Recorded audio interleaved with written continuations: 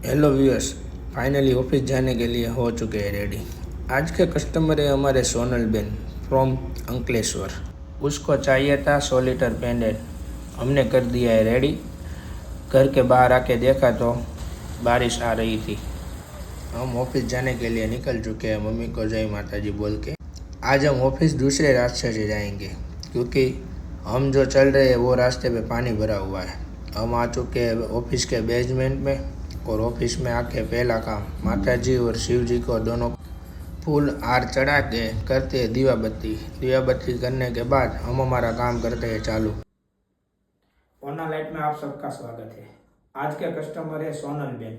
Sonal Ben ने पैंडल का order दिया था, वो कर दिया हमने पूरा रेडी। ये पेंडन 925 सिल्वर में बनाया है और इसमें मोजोनेट डायमंड यूज़ किया है। मोजोनेट डायमंड का वेट है 3 कैरेट।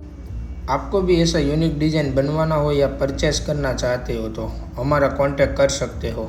आपको भी यूनिक डिज़ाइन ऐसा ही कंप्लीट करवाना चाहते हो, कस्टमाइज़ करवाना चाहते हो, कोई भी मेटल में बनवाना चाहते हो तो हमारे पास एनी टाइम बन सकता है। आपको भी किसी भी ज्वेलरी में मोजोनाइट डायमंड, एडी डायमंड और लेब्रोन डायमंड यूज़ करना हो तो हम कर सकते हैं।